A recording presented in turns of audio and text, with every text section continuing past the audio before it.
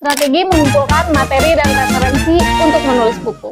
Mengumpulkan materi dan referensi adalah salah satu langkah penting dalam proses menulis buku pendidikan. Kadang-kadang proses mengumpulkan referensi dan juga materi-materi ini bisa memakan waktu lebih lama daripada proses penulisan. Karena di masa inilah penulis akan mengumpulkan bahan-bahan yang akan dia racik menjadi sebuah buku. Nah, di video kali ini saya akan membagikan strategi mengumpulkan materi dan referensi dalam menulis buku pendidikan yang direkomendasikan oleh Pak Cuk Jaka Purwanggono. Beliau adalah dosen sekaligus penulis yang telah banyak menerbitkan buku ajar dan juga buku-buku referensi lainnya. Dua bukunya yang pernah terbit di penerbit Bintang Semesta Media adalah buku ajar pengantar manajemen dan konsep dasar manajemen strategi.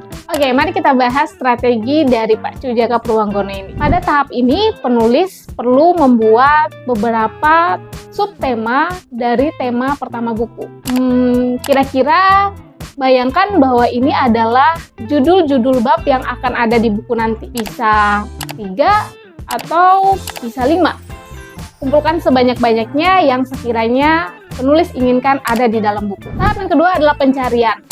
Setelah penulis membuat rincian tema-tema yang mungkin akan menjadi pembuku, sekarang kita perlu mencari referensi dan materi tersebut. Kumpulkan sebanyak-banyaknya referensi untuk dibaca. Pada tahap ini, kita seperti mengumpulkan saja untuk nanti dikelola pada tahap selanjutnya. Tahap yang ketiga adalah scanning. Agar kita tidak kehabisan waktu untuk membaca semua jenis buku, maka penulis disarankan untuk melakukan pembacaan scanning saja. Jadi, dilihat bagian-bagian mana saja yang sekiranya menarik ataupun juga relevan dengan buku yang akan ditulis. Dengan menggunakan teknik ini, penulis akan menghemat waktu dalam mencari referensi. Setelah melakukan pembacaan scanning, kita masuk ke tahap yang keempat. Tahap yang keempat adalah pengarsipan. Pada tahap ini, penulis melakukan penyimpanan data-data dari materi-materi dan referensi yang telah dikumpulkan secara sistematis. Kalau bisa, bahkan per bab buku yang sudah tadi ditentukan di awal. Materi-materi tersebut dipisahkan berdasarkan bab, sehingga nanti akan memudahkan dalam proses penulisan buku.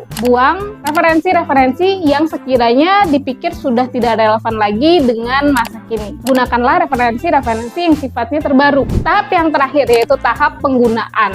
Gunakanlah materi-materi yang telah diarsipkan tadi dan pilih materi-materi yang relevan dan terbarukan untuk digunakan di dalam buku. Apabila penulis masih ragu apakah akan menggunakan materi atau referensi ini atau tidak, disarankan agar tidak langsung menghapus referensi tersebut. Mungkin ketika dilakukan pengeditan, penulis akan menggunakan kembali atau bahkan tidak menggunakan kembali referensi tersebut. Jadi itu akan lebih menghemat waktu ketika melakukan penulisan buku. Demikian strategi mengumpulkan materi dan referensi dalam menulis buku dari Pak Cuk Jaka Purwanggono. Terima kasih, sampai jumpa.